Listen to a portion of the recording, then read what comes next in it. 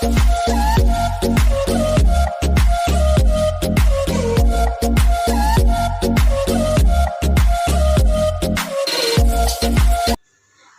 Friends, welcome to ராசி tips.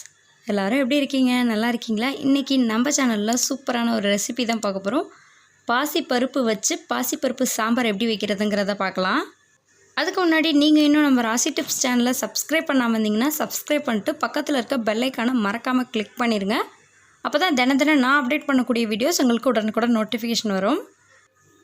பாசிப்பருப்பு சாம்பார் செய்கிறதுக்காக நான் பாசிப்பருப்பை எடுத்திருக்கேன். நமக்கு எவ்வளோ தேவையான அளவோ அந்தளவுக்கு எடுத்துக்கலாம். இப்போ எடுத்திருக்க பாசிப்பருப்பை ஒரு பாத்திரத்தில் சேர்த்துட்டு இந்த மாதிரி அடுப்பில் வச்சு லைட்டாக வறுத்துருங்க. பாசிப்பருப்பை பொறுத்த வரைக்கும் வறுத்துட்டு செய்யும் போது தான் அந்த ரெசிபி ரொம்ப சூப்பராகவும் டேஸ்ட்டாகவும் இருக்கும். லைட்டாக வறுத்துக்கோங்க, கருகாத அளவுக்கு வறுக்கணும். அதே சமயம் பாசிப்பருப்பு நல்லா வாசமாக வறுப்பட்டுருக்கணும், அந்தளவுக்கு வறுத்துட்டு எடுத்துக்கலாம். பாசிப்பருப்பை நல்லா வறுத்து வச்சுருக்கேன். இப்போ இதில் தண்ணி சேர்த்துடலாம். நம்ம சேர்த்துருக்க தண்ணியில் இந்த பாசிப்பருப்பில் இருக்கிற அந்த டஸ்ட் எல்லாமே மேலாக வந்துடும். அதுக்காக இந்த தண்ணியை மட்டும் வடிச்சிட்டு வெறும் பாசிப்பருப்பு எடுத்துக்குவோம். பாசிப்பருப்பில் தண்ணி இல்லாத அளவுக்கு வடிச்சிட்டு வச்சுருக்கேன். இப்போ இதோட பாசிப்பருப்பு வேகிற அளவுக்கு தேவையான அளவு தண்ணி சேர்த்துக்கலாம். இதோட 1/2 ஸ்பூன் அளவுக்கு மஞ்சத்தூள் சேர்த்துக்கோங்க. சேர்த்துருக்க தண்ணி நல்லா கொதி வந்ததுக்கப்புறமா அடுப்பை மீடியமான ஃப்ளேமில் வச்சு நல்லா கொதிக்க வைங்க. பருப்பு நல்லா மலர்ந்து வரணும். இப்போ பாருங்கள், பருப்பு நல்லா மலர்ந்து வந்திருக்கு. இந்த ஸ்டேஜில் காரத்துக்கு ஏற்ற மாதிரி நான் 2 பச்சை மிளகாய் எடுத்திருக்கேன். இதை கீறிட்டு கூட போட்டுக்கலாம் நம்ம. அதோட ஒரு பெரிய வெங்காயம் சேர்த்துருக்கேன். நீங்கள் பெரிய வெங்காயம் தான் சேர்க்கணும் இல்லை, சின்ன வெங்காயம் இந்த சாம்பாருக்கு போட்டிங்கன்னா ரொம்ப டேஸ்ட்டாக சூப்பராக இருக்கும். இதோட நான் புளிப்பு சுவைக்காக அதிகமாகவே தக்காளி பழம் சேர்த்துருக்கேன். 4 தக்காளி பழம் நல்லா பழுத்த பழமாக கட் பண்ணிவிட்டு சேர்த்துக்கோங்க. சேர்த்துட்டு எல்லாத்தையும் நல்லா கலந்துட்டு ஒரு மூடி போட்டு வேக வச்சுருங்க. இப்போ இந்த வெங்காயம், தக்காளி, பச்சை மிளகாய் எல்லாம் நல்லா வேகட்டும். இந்த ஸ்டேஜில் தேவையான அளவுக்கு உப்பு சேர்த்துக்கோங்க. பருப்பு வேக வேக தண்ணி பத்தாமல் கொஞ்சம் திக்காயிரும். தேவையான அளவு தண்ணி சேர்த்துட்டு மூடி போட்டு வேக வச்சுருங்க.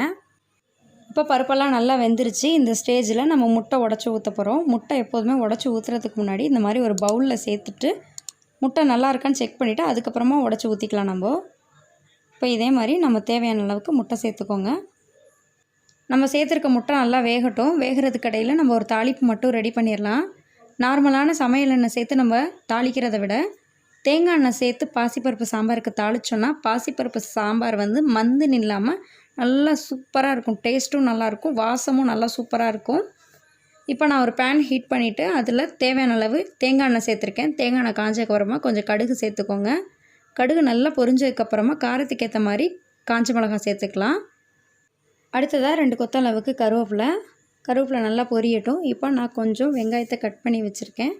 அந்த வெங்காயத்தை இதோட சேர்த்து தாளிச்சிக்கலாம். தாளிப்பை எடுத்து இந்த பாசிப்பருப்பு சாம்பாரில் மேலாக சேர்த்துருங்க.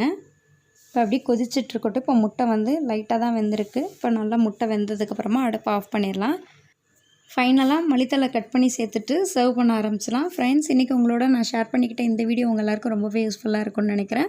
ட்ரை பண்ணி பார்த்துட்டு எப்படி இருக்குங்கிறத மறக்காமல் என்னோட கமெண்ட் பாக்ஸில் ஷேர் பண்ணிக்கோங்க. இந்த வீடியோ யாருக்கெல்லாம் யூஸ்ஃபுல்லாக இருக்கும்னு நினைக்கிறீங்களோ அவங்களுக்குலாம் இந்த வீடியோவை ஷேர் பண்ணுங்கள். தேங்க்யூ ஃபார் வாட்சிங். Thank you friends.